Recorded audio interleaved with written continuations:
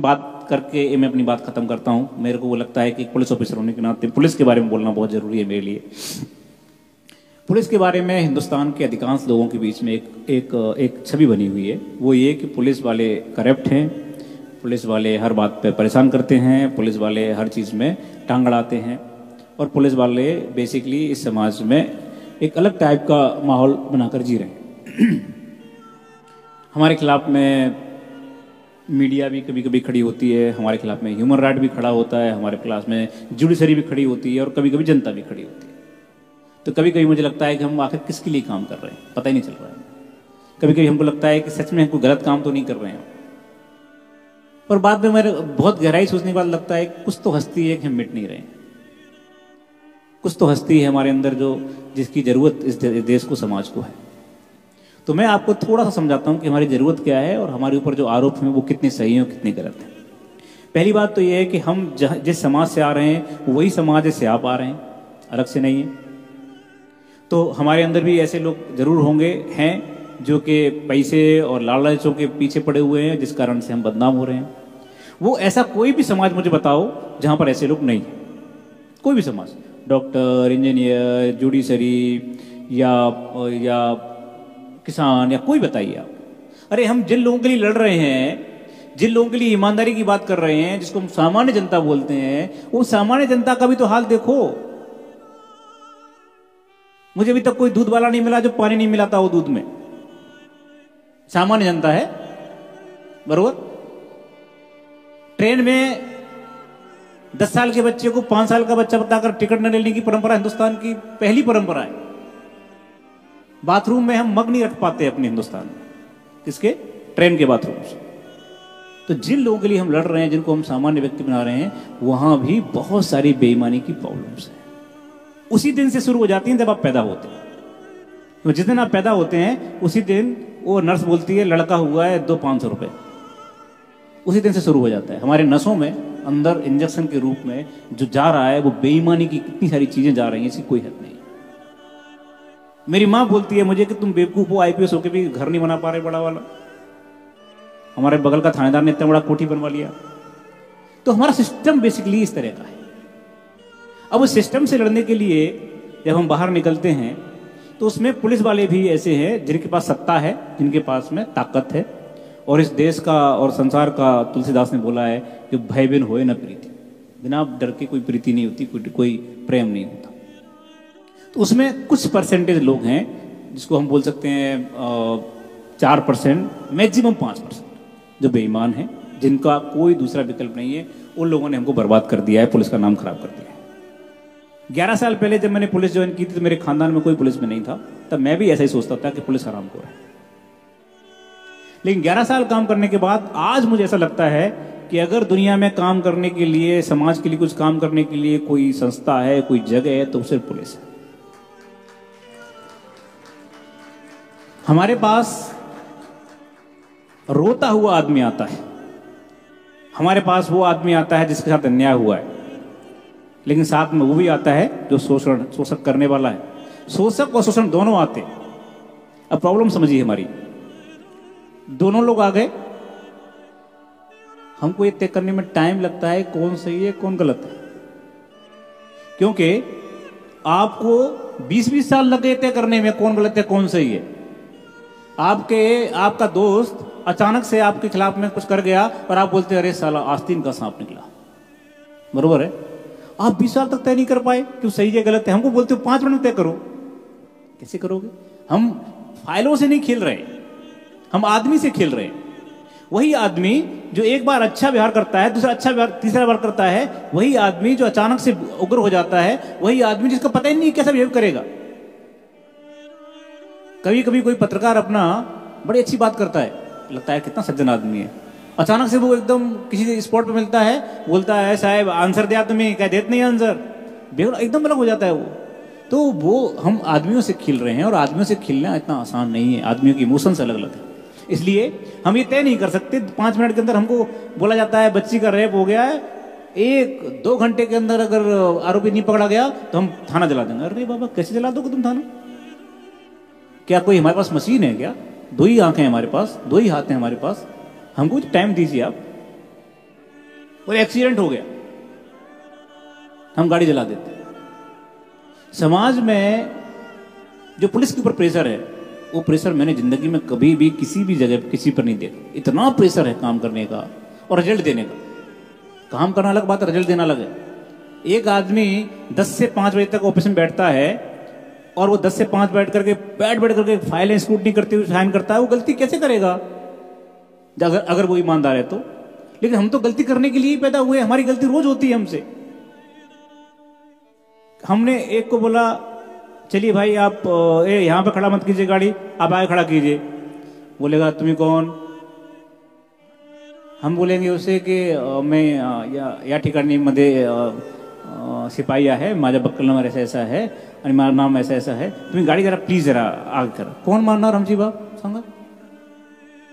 कोई नहीं मानता। वो क्या बोले, अरे रुकना यार थोड़ी देर में हटा रहा हूं गाड़ी। इसलिए क्या बोलना पड़ता है, गाड़ी हटा। तो ये आवाज का अंतर है। अब बोलेंगे आप बोलेंगे साहब पुलिस को बोलने का तमीज नहीं। पुलिस बोलती है, ऐसे बोलती है पुलिस, देखिए हम पढ़े लिखे हैं। अरे बाबा क्या करें हम, हमारा पाला ही रोज ऐसे लोगों से पड़ रहा है। हम पे एक और आरोप है कि आप थाने में आए हुए जो आदमी एप्लीकेशन दे रहा है उसी से क्वेश्चन पूछते हैं, बरोबर है ना? वो क्या करें, थाने में देने वाला रिपोर्ट में से 20 में से 2 केस ऐसे आते हैं जिसमें वही आरोपी मर्डर करने वाला निकलता है। हमारी जिंदगी का आधार क्या है, हमारी ट्रेनिंग का आधार क्या है? शक। अगर शक नहीं होगा, अगर शक से बात नहीं करेंगे हम, तो हम कुछ नहीं पकड़ पाएंगे। कैसे, कभी तुमने सोचा है कि वो बोलता है कि फलाने प्लेटफॉर्म पर 4 केजी RDX सापड़ला। कैसे सापड़ला? वो कर्मचारी जा जाकर शक करता है, क्या है इसमें, बता ये इसमें क्या है, तो कह रहा है। हर आदमी पे शक करना है हम, हमारी ट्रेनिंग शक की है, तो उसमें ऐसी बुरा मानने की बात क्या है? हम बोलते हैं सब सिक्योर होना चाहिए, पुलिस की कमजोरी हो गई, वहां पर ये हो गया, यहाँ पर ये हो गया। पुलिस क्या कर रही थी? सो रही थी क्या, बैठ रही थी, खा रही थी क्या? और तो और कई लोग तो कैमरा ले लेकर के पहुंचते थे, कोई पुलिस सो रही है। अरे बाबा इंसान है, सोएगा नहीं क्या? आप उनको मत देखिए जो 10 से 5 करते हैं, हम 24 घंटे काम करते हैं। हमको भी जीने का अधिकार है, हमको पता ही नहीं है कि हम कब खाएंगे। तुम्हें पता है पुलिस वालों के जो पेट बड़े हुए हैं उसका कारण जानते हो? मैंने पूरा स्टडी किया, पूरा एकदम उसका स्टडी किया, काय का एकदम साइंटिफिक। तो मुझे मालूम चला डॉक्टरों से बात करने के बाद कि इनकी हैबिट क्या हो गई है कि अगली बार खाना कम मिलेगा कि नहीं पता नहीं, इसलिए पहली बार में ज्यादा खा जाओ, जहां मिल जाए ज्यादा खा जाओ।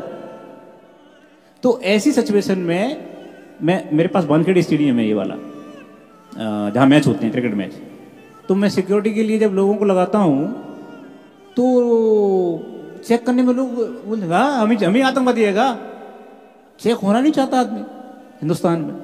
हाँ अमेरिका जाएगा तो चुपचाप बेल्ट निकाल देगा, सब निकाल देगा, 2 घंटे खड़ा रहेगा, लेकिन यहां नहीं चेक होगा। गाड़ी हर एक वीवीआईपी की और वीआईपी की भी एकदम एंड तक जाना चाहिए। और एक आध बार ऑफिसर या कोई बड़ा आदमी मान भी जाएगा, लेकिन उनकी बीवियां नहीं मानती। गाड़ी एकदम एंड तक जाना चाहिए। वो कौन, आप सिक्योरिटी की बात कर रहे हैं तो हमको करने दीजिए ना काम अपना। जिसको रोकेंगे वो बोलेगा मला माहित, तुम्हारा माहित नहीं कौन है हमें। जिसको बोलेंगे बोलता है तुमचा, अच्छा नंबर सांग तुमचा, बिल्ला सांग, तुम्हारा सस्पेंड कर दो। अरे क्या समाज है? समाज में अगर आप सम्मान देंगे पुलिस को तो सम्मान पुलिस भी देगी आपको। जब आप ही सम्मान नहीं दे रहे, हर एक आदमी बोलता है मैं एडवोकेट हूं, हर आदमी बोलता है मैं ये हूं, मैं वो हूं, तो इस चक्कर में क्या हो रहा है, समाज में पुलिस की जो लैंग्वेज है वो रफ हो रही है, खराब हो रही है। दूसरी बात जो करप्शन की बात है, मैं आपको यकीन के साथ कहता हूं, आंकड़ों के साथ कहता हूं, पुलिस से ज्यादा करप्शन दूसरे डिपार्टमेंट्स में है।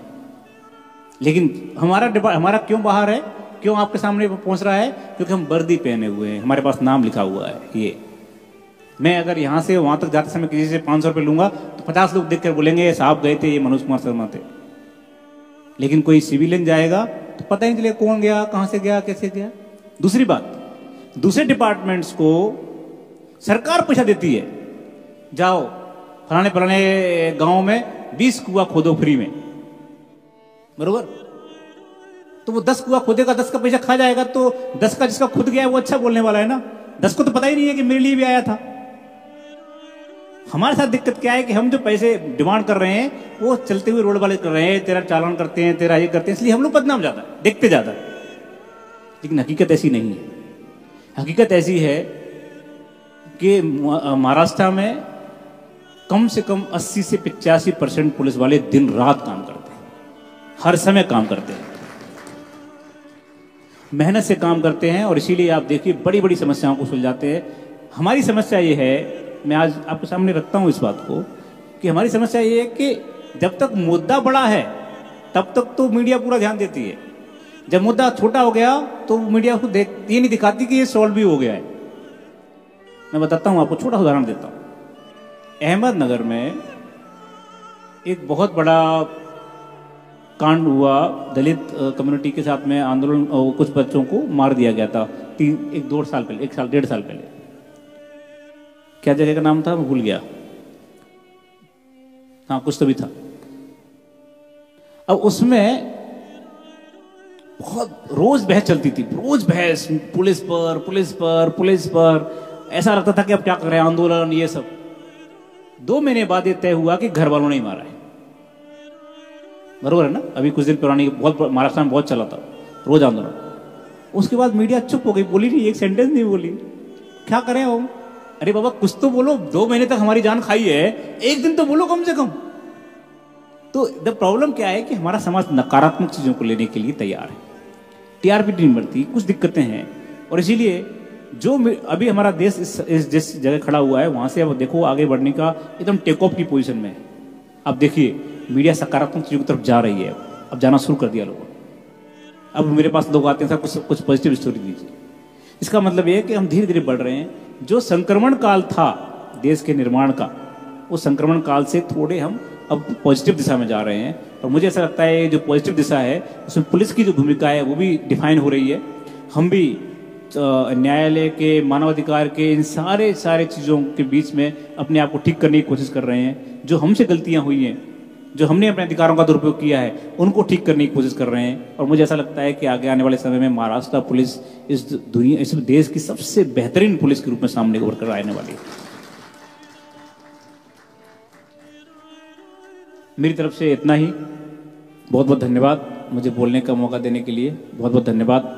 और मैं आपके सुखद और उज्जवल भविष्य की बहुत बेहतरीन कामना करता हूं। मुझे पूरा विश्वास है कि आप आने वाले समय में सरकार ने जो श्याम टीवी ने जो एक बड़ा मुहिम लिया है, इस मुहिम को आप आगे ले जाएंगे, और आप में से कई लोग इस वास्तविक मंत्रिमंडल के रूप में देखने को मिलेंगे आगे आने वाले समय में। और मुझे ये भी यकीन है कि आप में से कई लोगों को मैं वहां पर रिसीव करके सैल्यूट करूंगा। Thank you very much.